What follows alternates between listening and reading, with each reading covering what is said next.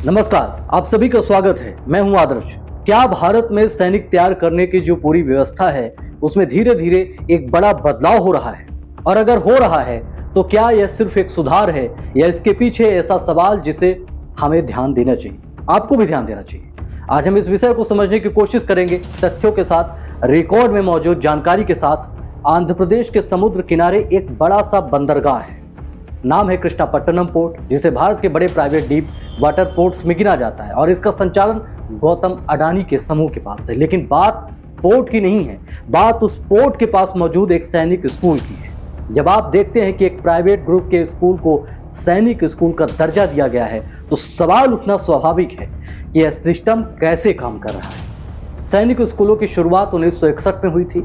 उस समय सोच बहुत साफ थी कि देश के हर कोने से, हर वर्ग से बच्चे आए और आगे चलकर भारतीय सेना में अधिकारी बने। 1962 के युद्ध के बाद यह और जरूरी समझा गया कि देश को बेहतर प्रशिक्षित और शिक्षित ऑफिसर्स चाहिए। इसलिए स्कूल सरकार के कंट्रोल में रहे, फीस कम रखी गई और गरीब परिवारों के बच्चों के लिए स्कॉलरशिप की व्यवस्था की गई ताकि टैलेंट किसी एक वर्ग तक सीमित न रहे। समय बीतता गया और यह सिस्टम चलता रहा, लेकिन 2021 में एक बड़ा बदलाव आया।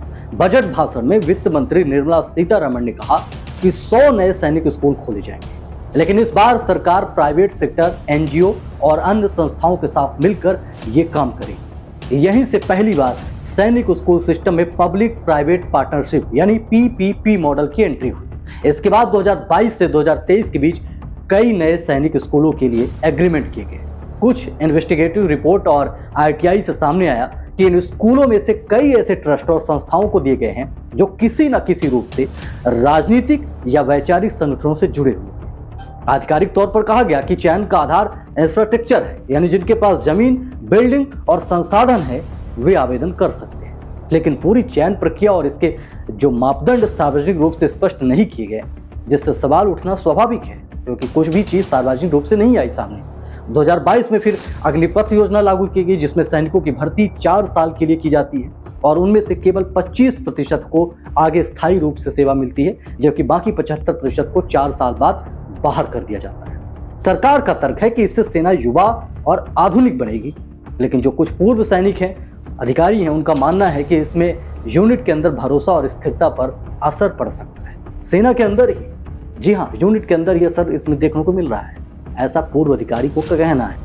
मैं खुद एक एनसीसी कैडेट रह चुका हूं और मेरे कई दोस्त आज सेना में हैं। हाल ही में मेरे उनसे बात हुई है तो इस मुद्दे को लेकर भी बात होती है। कई लोगों ने कहा कि वे अग्निपथ जो ये योजना है इससे पूरी तरह से वो खुश नहीं है, लेकिन उनके पास बहुत ज़्यादा विकल्प भी नहीं है। देश सेवा का जुनून है, इसलिए वे इस सिस्टम को स्वीकार कर रहे हैं। इसी बीच यह भी रिपोर्ट्स में सामने आया कि सेना में वैकेंसी की संख्या एक चुनौती बनी हुई है और हर साल रिटायरमेंट और नई भर्तियों के बीच एक अंतर पैदा हो रहा है। यानी एक तरफ भर्ती का तरीका बदल रहा है और दूसरी तरफ प्रशिक्षण और तैयारी का सिस्टम भी बदल रहा है।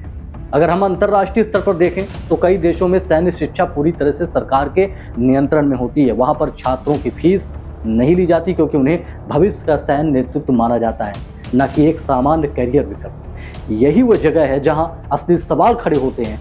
क्या सैन्य शिक्षा में प्राइवेट सेक्टर की एंट्री सही दिशा में कदम है?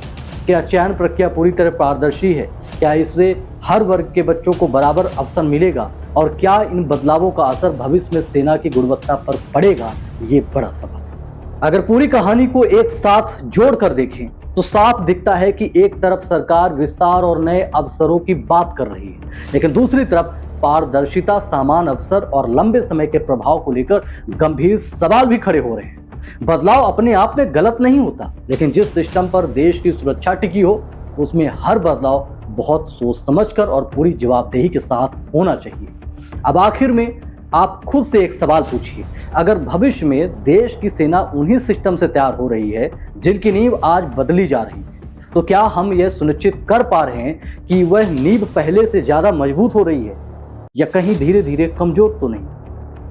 बहुत बहुत धन्यवाद। अपने आप में जरूर सोचिएगा और फिर अपनी राय कमेंट बॉक्स में जरूर दीजिएगा। धन्यवाद।